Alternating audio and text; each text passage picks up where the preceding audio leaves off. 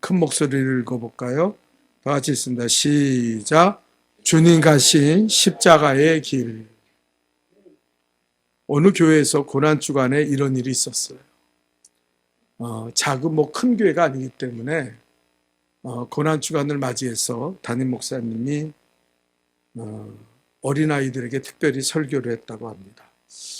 이 목사님이 어떻게 하면 이 십자가의 고난을 어린아이들에게 좀 잘 가르칠까?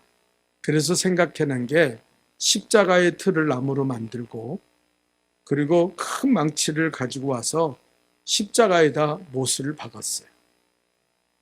쾅, 쾅, 쾅 하면서 봤는데 어린아이들이 그 목사님의 모습을 보면서 숙연해졌습니다. 그 목사님은 더 감동이 돼서 못을 더 세게 박았다고 해요.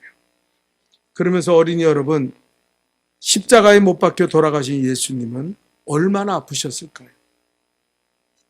그 눈물까지 흘리시면서 아무 죄가 없으신 예수님은 우리의 모든 죄를 짊어지시고 이렇게 십자가에 못 박혀 돌아가셨습니다.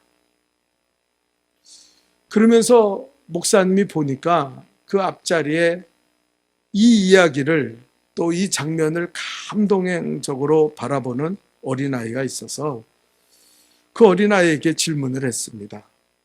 자, 한번 대답해봐요, 어린이. 누가 예수님을 십자가에 못 박았죠? 그리고 물어봤어요. 그랬더니 이 어린아이가 대답을 못하고 울상이 되는 거예요. 아니, 괜찮으니까 한번 말해보라고. 계속 물어도 이 어린아이가 대답을 못하는데 목사님은 이 아이가 이렇게 예수님의 고통을 함께 느끼고 있구나. 그렇게 생각을 하셨어요. 꼭 듣고 싶은 얘기가 그 어린아이에게서 나올 것 같아서 또 물어봤습니다. 자, 한번 말해봐요. 예수님을 누가 십자가에 못 박았죠? 그랬더니 이제는 그 어린아이가 소리를 내어 울기 시작했어요. 야, 이렇게 감동을 받아? 이렇게 어린아이가 울고 있어? 자, 울지 말고 한번 얘기해보라고. 그렇게 울지 않아도 되는데. 그러니까 이 아이가 이제는 엉엉거리면서 막 우는 거예요. 그러니까 아니, 울음 끝이고 자, 누가 십자가에 예수님을 못 박았어요? 그때 이 아이가 울상이 되어서 엉엉 울면서 목사님을 손가락으로 가리켰어요. 목사님이 박았잖아요. 목사님이 박았잖아요. 그리고 얘기했대요. 자, 이 어린아이는 십자가가 뭔지를 모르는 거죠. 목사님이 듣고 싶은 대답은 제 죄 때문에 십자가에 예수님이 못 박혔습니다. 그래야 되는데 이 어린아이는 그 현상 그대로 지금 목사님이 십자가에 못 박고 있지 않냐고. 전혀 예수님이 자기의 죄로 인하여 십자가에 못 박혔다는 사실을 깨닫지 못했다는 거예요. 자, 우리는 이제 고난주간을 맞이하고 있습니다.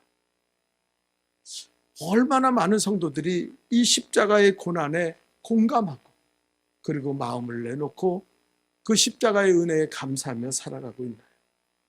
혹시 이 어린아이처럼 목사님이 못 박았잖아요. 전혀 엉뚱한 생각을 하면서 이 십자가의 은혜를 잃어버리고 살고 있지 않는가 한번 돌아볼 필요가 있다고 생각합니다. 예수님이 당하신 이 십자가의 처형은 우리가 알고 있는 것보다 더 끔찍했다고 그래요. 많은 신학자들과 성경을 연구하는 사람들이 얼마 전에 오래전에 우리가 패션 오브 크라이스트라는 영화를 우리 성도들과 함께 제가 극장 가서 봤는데 그 예수님이 십자가의 고통을 당하시고 못 박혀 죽는 그 장면에서 성도들이 막 울더라고요. 예? 그리고 어떤 사람은 쳐다보지 못하더라고요. 너무 고통스러운 장면이니까. 우리 교회에서 옛날에 한번 그 영화를 상영하면서 이웃을 초청했는데 어떤 할머니가 예수님 십자가에 못 박는 장면을 보면서 소리를 버럭 질렀어요. 아니 이런 잔인한 영화를 왜 나보고 보라고 나를 불렀냐고 말이에요. 저거 끔찍해서 볼 수 없다고, 저런 장면을 어떻게 보냐고, 그리고 소리를 지르고 나가셨어요. 근데 그 장면도 우리가 끔찍한데 예수님은 그것보다 몇십 배, 몇백 배의 더 많은 고통을 당하셨다는 거예요. 예수님이 나의 죄 때문에 내가 당해야 될 이 고통을 주님이 대신 대속의 죽음으로 우리를 십자가에서 구원하셨다는 거예요. 자, 이제 고난주간이 시작됩니다. 우리의 죄를 대속하기 위하여 십자가의 고난을 당하신 주님을 바라보며 우리는 이 한 주간 특별 새벽 기도회를 시작할 거예요. 또 성금요일에는 중고등부 청년들이 주최하는 성회가 있습니다. 외부 강사님을 모시고 우리가 은혜 받기를 사모합니다. 여러분 꼭 참석해서 이 고난 주간을 그냥 보내시지 말고, 육체의 안일함 속에서 보내지 말고 은혜 받으며 한 주간을 지낼 수 있기를 주님의 이름으로 축원합니다. 오늘 주님은 우리에게 말씀하십니다. 우리 24절을 다 같이 읽어볼까요? 다 같이 큰 목소리로 읽겠습니다. 시작. 이에 예수께서 제자들에게 이르시되 십자가를 지고 나를 따를 것이다. 자기를 부인하고 자기 십자가를 지고 나를 따를 것이다. 아멘. 아멘입니까? 주님이 우리에게 너희도 나를 따르려면 자기를 비워 십자가를 지고 나를 따를 것이다. 이렇게 말씀하시네요. 자, 주님은 오늘 본문에서 자기가 고난을 받고 십자가의 죽임을 당할 것을 제자들에게 처음 말씀하십니다.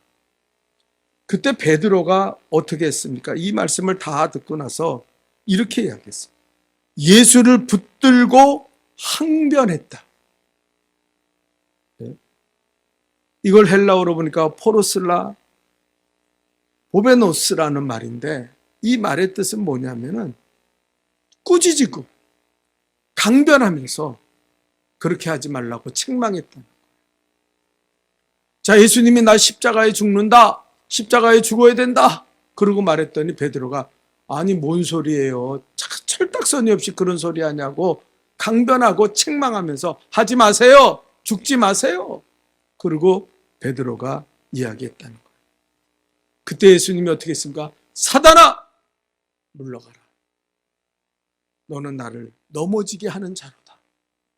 그 사랑했던 제자 베드로를 향해서 약한 마귀야, 예수의 이름으로 떠나가라, 그렇게 예수님 명령하셨다는 거예요. 자, 베드로는 어떻게 예수님으로부터 사탄이라는 말까지 들으면서 예수님의 책망을 받았습니까?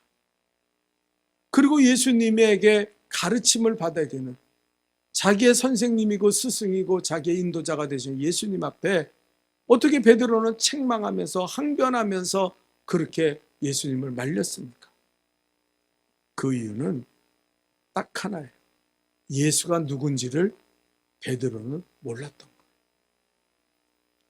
베드로는 예수가 누군지를 모릅니다. 예수님이 이 땅에 왜 오셨는지를 몰라요.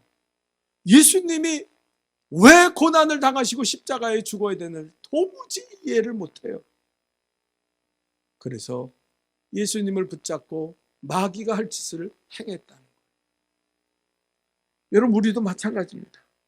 예수님이 누구신지, 예수님이 무엇을 하시는 분인지, 예수님이 왜 이 땅에 오셨는지를 우리가 모르면은요, 우리도 마귀 같은 일을 행하면서 교회를 다닐 수도 있다는 거예요. 이걸 조심해야 돼요. 여러분, 베드로가 왜 그랬습니까?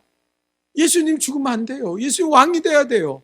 그래야 로마로부터 자기들을 구원해 주실 것이고, 예수님 왕이 돼야 자기가 출세해서 한 자리 하고 떵떵거리고 살아야 되는데, 그래서 이렇게 쫓아다니면서 고생하고 있는데 예수가요 죽는다는 거예요. 죽어야 돼, 내가 십자가에 죽어야 돼. 그러니까 아니 뭔 소리요, 미쳤어? 우리 따르는 거 안 보여요? 우리가 뭐 때문에 당신을 이렇게 따릅니까? 근데 죽음은 다 돌을 하네, 탑을 하니 다 필요 없는 거 아닙니까?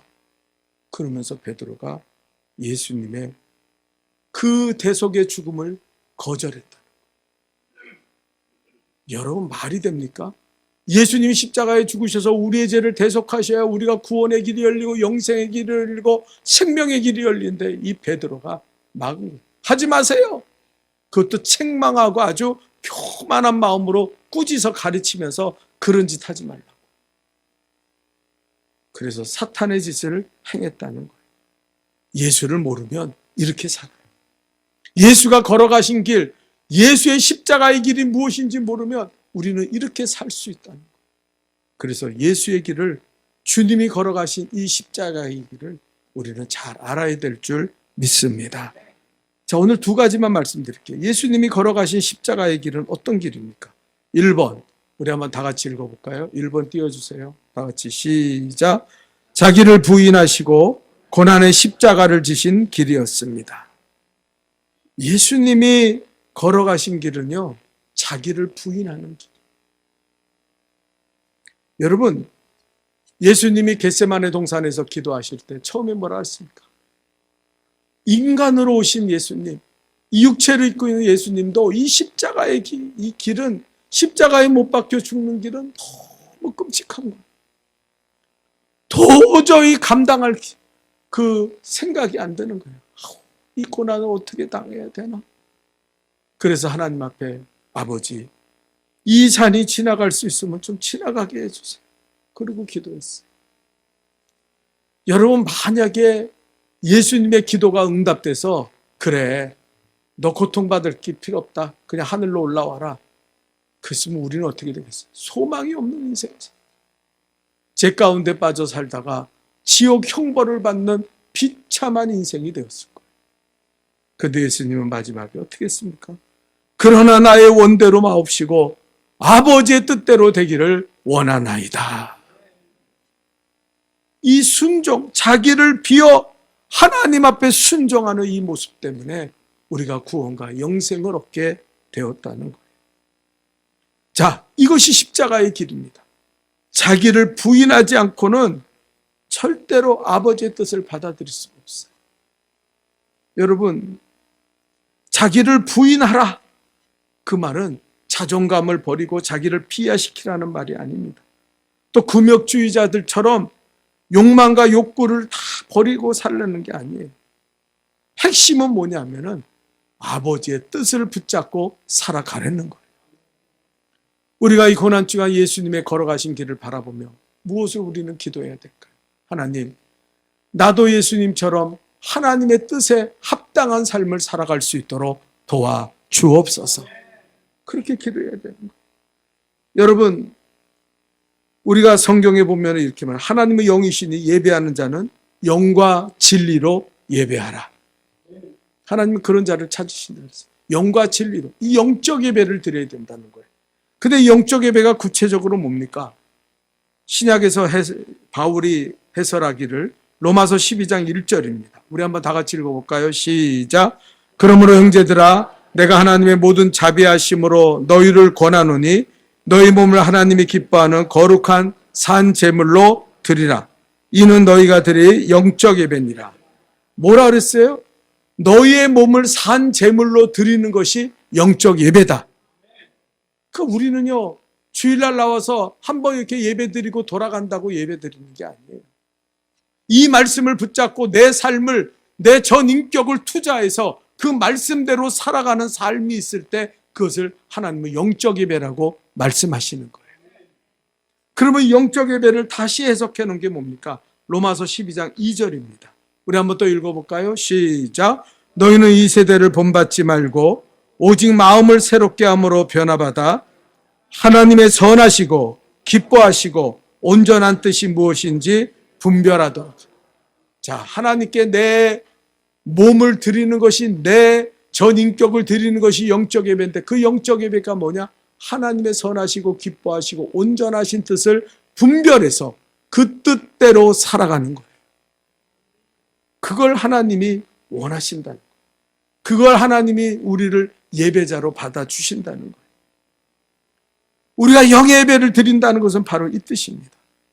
여러분 마태복음 7장에 보니까 주님이 다시 올 때 그날에 많은 사람들이 주님 앞에 서서 주여 주여 하지만 하나님 뭐라 그러니까 도무지 나는 너희를 모르겠다고 말씀하십니다. 아니 주일날 나와서 내가 예배 드리고 하나님 예수 믿는다고 교회도 열심히 다녔는데 왜 나를 모릅니까? 불법을 행한 자들아 내게서 떠나네.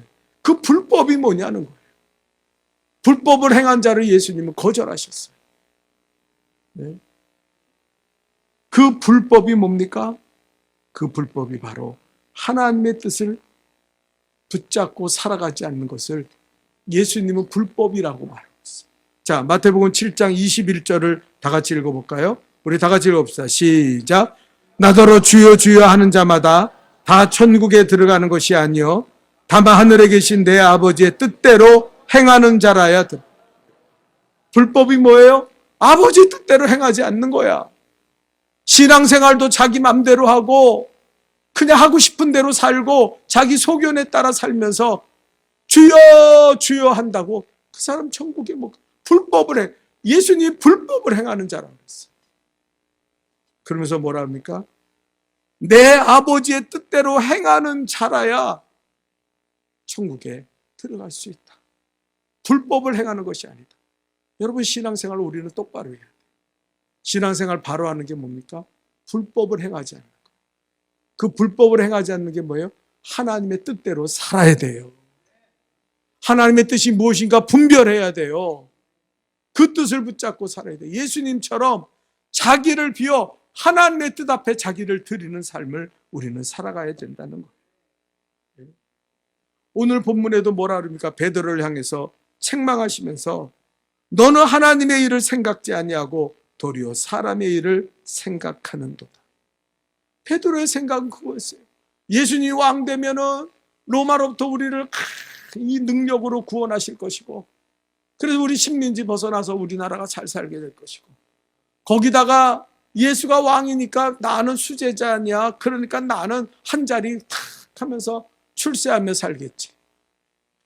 하나님의 일을 생각하지 않고 사람의 일을 생각하니까 베드로가 행한 게 뭐예요? 사탄의 짓을 행했다는 거예요. 여러분 우리가 마귀의 짓을 행하고 마귀의 그 역사를 이루는 것이요 간단해요. 하나님의 뜻을 버리고 자기 뜻대로 행하려고 그러면요 이 베드로와 같이 마귀의 짓을 합니다. 예수님이 이 사탄아 물러가라 하는 그 소리를 듣게 된다. 나는 신앙생활 잘하는데 나는 열심히 하는데 나는 힘 있는 사람인데 필요 없다는 거야. 사탄아 물러가라. 네가 수제자야? 네가 내가 사랑하는 제자라도 너는 마귀의 짓을 하고 있다. 이렇게 된다. 여러분 그래서 예수님은요 하나님의 일을 잃어버리지 말라는 거예요. 아멘. 하나님의 일이 뭡니까? 예배드리는 기도하는 거예요. 기도도 안 하고 예배도 안 드리면서 아유 하나님 주여 주여 안 돼요. 불법을 행하는 거예요. 주의 몸된 교회를 사랑하며 충성의 열매를 거둬야 돼요. 일도 안 하고 매일 구경꾼처럼 교회 다니면서 하나님 안 돼요. 그래서는 안 된다는 거예요. 이 고난주간을 지내면서 우리는 이것을 생각해야 돼요. 그래서 마태복음 6장 33절에 주님이 이렇게까지 말씀하십니다. 읽어볼까요? 시작. 너희는 먼저 그의 나라와 그의 의를 구하라. 그리하면 이 모든 것을 너희에게 더하시리라. 아멘. 하나님의 나라를 먼저 구해라. 하나님의 뜻을 먼저 구해라. 그러면 나머지는 다 주님이 책임져 주신다. 바로 그거예요. 오늘 본문 27절에도 뭐라 그럽니까? 우리 한번 또 읽어볼까요? 27절 시작.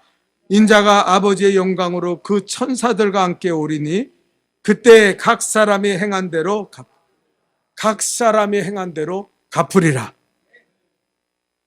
여러분 주님 뜻대로 살고요. 그때는 고난이 되죠. 십자가가 되죠. 고통이 되죠. 그러나 예수님이 십자가의 죽음으로 우리 인류를 구원하셨잖아요. 구세주가 되셨잖아요. 모든 이름이 그리스도 앞에 무릎을 꿇게 만드셨어요. 우리가 지금은 고난을 당하는 것 같고 십자가 지는 게 힘들고 어려운 것 같지만 아버지 뜻대로 순종하고 자기를 비워 십자가의 길을 걸어가는 게 크게 미련한 것처럼 보이지만 주님이 오실 때는 행한 대로 갚으리라. 행한 대로 갚으리라. 여러분, 이 말씀을 우리는 명심해야 돼요. 이 고난주간에 주님이 걸어가신 길을 따라가는 우리 성도들이 될 수 있기를 주님의 이름으로 축원합니다. 두 번째입니다. 다 같이 읽어봅시다. 시작. 자기의 목숨을 잃음으로 많은 목숨을. 여러분, 이번 주는 우리가 성회를 하기 때문에 성금요일 날은 성찬식을 안 하고 부활주일날 하려고 그래요. 우리 장로님들은 부활주일을 잘 준비해 주시기 바랍니다. 성찬의 의미가 뭡니까? 포도주와 떡을 먹지만 예수님의 살과 피를 먹는 거예요. 네? 그래서 새 생명이 되는 거예요. 근데 많은 사람들이 이 성찬식의 의미를 잘 모르고 성찬을 행하는 사람들, 또 안다 그래도 에이 뭐 그냥. 옛날에 어떤 분이 저한테 농담을 하더라고요.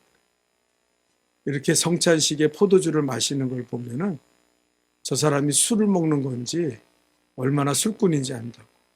사람도 이렇게 마시는데 술꾼들은 한 잔에 탁 꺾어서 그러면서 자기 옆에서 보고 있으면서 꺾어서 한 잔에 탁 마신다.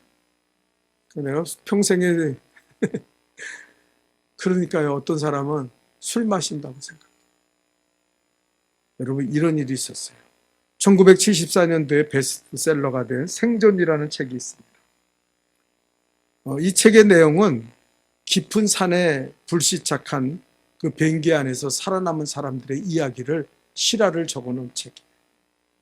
1972년 10월 13일 우루과이 몬테비데오를 떠난 전세 비행기가 칠레 산티아고로 가던 중에 악천후로 말미암아 안데스 산맥에 불시착했습니다.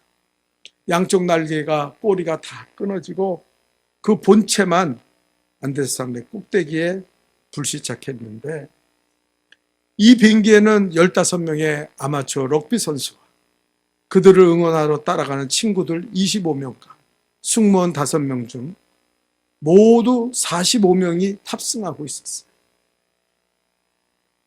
그 불시착하는 중에 즉사한 사람들이 있고 도로는 부상을 입고 산 위에서 죽어갔는데, 이 눈 덮인 안데스 산맥은 등산가들조차도 올라가기 힘들어하는 그런 아주 험악한 산세를 가지고 있는 죽음의 계곡이었습니다.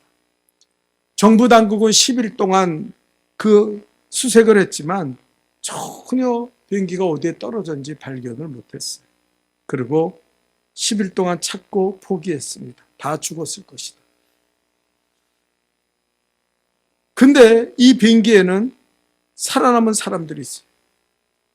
그들이 구조가 될 때까지 67일 동안 그들은 추위와 굶주림에서 견뎌내야 했습니다. 짧은 거리를 가는 비행기이기 때문에 식량을 전혀 실질 않았어요. 물도 그 생수 몇 병밖에는 없었어요. 이들이 생명을 2달 이상 유지할 수 있었던 것은 딱 하나였어요. 그 죽은 사람들의 시체를 살을 쪼개 먹고 아직도 그 안에 있는 피를 그들이 마셨다는 거예요. 그 부상으로 여러 주간 앓다가 그 산 위에서 죽은 니코라치라는 청년의 유서가 아버지 앞에 전달됐는데 이렇게 적혀 있었습니다. 아버지, 전혀 믿기 어려우신 일이지만 이곳에는 정말 놀라운 일이 벌어지고 있습니다. 제가 죽은 친구의 살을 쪼개어 내는 일입니다. 이곳 외에는 다른 길이 없습니다. 저도 이제 오래 살기 어렵다는 것을 알고 있습니다. 내가 죽은 뒤 살아있는 나의 친구들이 이 살을 먹고 구원받기를, 구조받기를 간절히 바랍니다. 그런 유서를 써냈다. 생존한 청년 중에 호세라는 청년이 있는데 그는 교회 목사님에게 이렇게 고백했습니다. 저는 학생 시절부터 교회를 한 주일도 빠진 적이 없어요. 부모님이나 동네 어른들은 모두 저를 칭찬해 주셨죠. 그러나 저는 저 죽음의 산 위에서 새로운 것을 깨달았습니다. 그동안 교회를 다녔으나 하나님의 집에 살지 않았고 신자라는 이름을 가졌으나 사실은 신앙이 없었다는 사실입니다. 저는 눈 덮인 산에서 죽음과 싸우며 비로소 하나님의 집으로 돌아왔다는 것을 알게 되었어요. 교회에서 수없이 성찬회식을 참석했으나 기계적으로 빵과 포도주를 든 것뿐 그 뜻이 내 가슴에 전해오지 않았습니다. 그러나 산 위에서 죽은 친구의 살과 피를 손에 들고 먹을 때 그것은 이미 예수 그리스도의 몸인 것을 저는 깨달았고 정말 사랑이 무엇인지 십자가의 은혜가 무엇인지 깨닫게 되었습니다. 여러분, 십자가는 낭만입니까? 그렇죠. 이번에 잠실지방 목사님들이 성지순례 갔는데 겟세마네 동산에 가서 우리가 그림에서 잘 보던 예수님이 빛 가운데 이러고 기도하는 그 장면 보잖아요. 그 겟세마네 바위에 그들이 앉아서 그 똑같은 장면을 연출하려고 할 때 그렇지 않았다. 그런 자세가 나오지 않는다. 정말 피를 토하는 기도를 드리지 않고는 그 자리에 그곳에서 기도할 수 없었다는 것을 어떤 목사님이 깨달았다고 이야기하더라고요. 여러분, 우리는 예수님의 살과 피를 우걱우걱 씹어 먹으면서 살아난 거예요. 그렇게 가벼운 게 아니라는 거예요. 예수님의 구원이 아무렇게나 우리에게 주어진 것이 아니라는 거예요. 그 조난을 당한 사람들이 그 산꼭대기에서 살 길은 하나입니다. 친구의 살을 뜯어먹고 그 피를 마시는 것밖에는 그들이 살아날 길이 없어요. 우리도 마찬가지입니다. 예수의 살과 피를 먹지 않고는 우리는 살 길이 없어요. 이 죄에서 구원받을 길이 없어요. 이 악한 삶에서 우리를 구원할 분이 없다는 거예요. 근데 우리는 교회를 건성건성 다니면 그것을 잘 모른다는 거예요. 얼마나 신앙이 우리에게 주어진 이 하나님의 사랑이 얼마나 치열하게 우리에게 주어졌다는 사실을 전혀 깨닫지 못합니다. 예수님이 죽으심으로 내가 구원받았다는 사실을 우리는 자꾸 잊어버리고 살아간다. 이 실상을 잘 모르는데 그 산 위에서 친구의 살을 뜯어먹어야만 되는 그 사람들은 아는 거예요. 이 친구의 목숨이 나를 구원하였구나. 이 친구의 피가 나를 살려내고 있구나. 그들은 그것을 그 거룩한 마음, 그 놀라운 마음으로 그 살을 우거우거 씹으면서 맛있고요, 안 맛있고요. 그게 무슨 상관? 살게 보는 거. 여러분, 오늘 본문 마태복음 16장 25절에 이렇게 말씀하셔요. 우리 한번 읽어볼까요? 시작. 누구든지 제 목숨을 구원하자고 하면 잃을 것이요, 누구든지 나를 위하여 제 목숨을 잃으면. 주님이 우리에게 요구하시는 게 목숨. 여러분, 저는 손양원 목사님의 기념관에 갔는데 그분이 자기를 아들들을 죽인 그 공산주의자들을 양아들로 받아서 그래서 목사로 만들었잖아요. 근데 그것보다 더 놀라운 사건은 그 사진이 옆에 전시되어 있는데 그 문둥병자들과 함께 손양원 목사님이 지냈잖아요. 그때는 먹을 게 없어요. 굶는 게 다반사예요.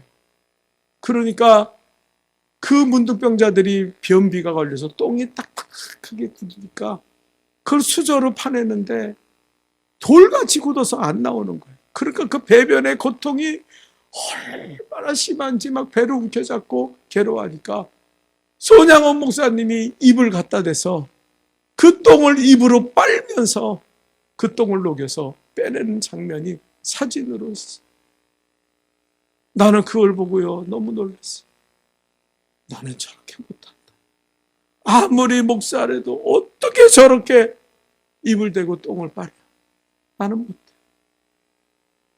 그런데 이 고난주간에 제가 생각하는 손양원 목사님은 알았어요. 예수님이 우리를 위해 십자가에 죽으심으로 말미암아 우리가 구원받은 것이 그저 낭만적이고 우리가 아는 것처럼 그렇게 된 거지 하는 그 사건이 아니라 정말 피를 토하는 사건이고 정말 생명을 우걱우걱 씹어서 삼키는 그 생명이고, 그걸 깨닫는 사람은요, 그것이 가능할 수도 있겠다는 생각이 들었어요. 여러분, 우리가 사랑하는 가족들, 또 사랑하는 자녀들이 구원받기 원하잖아요. 여러분, 적당히 기도하면 안 됩니다. 주님은 우리를 구원하시기 위해서 생명을 주셨어요. 말로 형언할 수 없는 고통을 당하셨어요. 우리가 그들을 구원하기 원한다면, 우리가 다른 사람을 구원하기 원한다면 우리도 생명을 내놓는 기도를 해야 돼. 적당하게 안 됩니다. 그러니까 전도가 안 돼요. 우리는 목숨을 내놓고 기도해야 돼. 그래야 우리 자녀들이 돌아오고 우리 사랑하는 배우자들이 그리스도 앞에 돌아오게 된다는 거예요.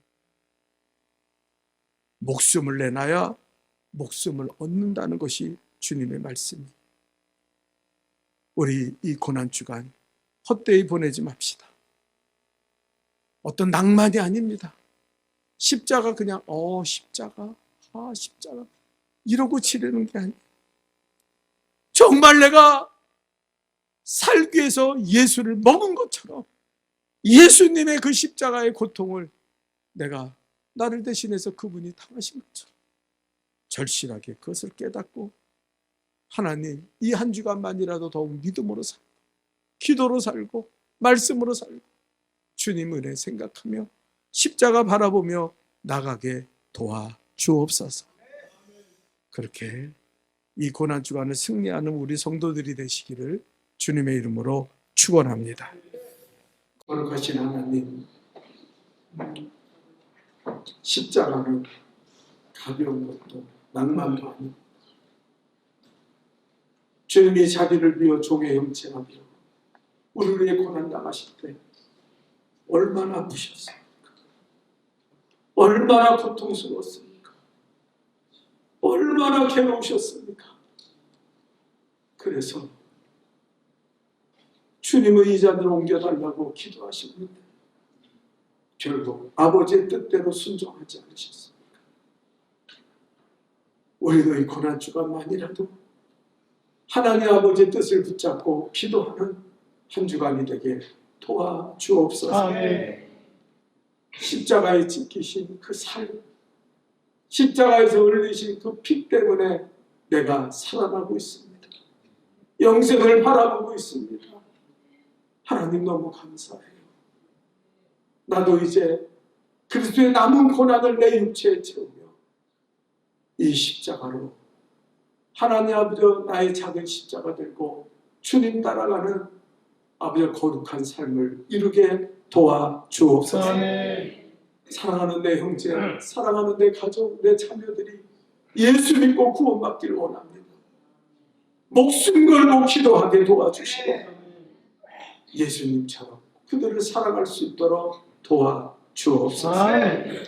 예수님의 이름으로 간절히 기도하옵나이다.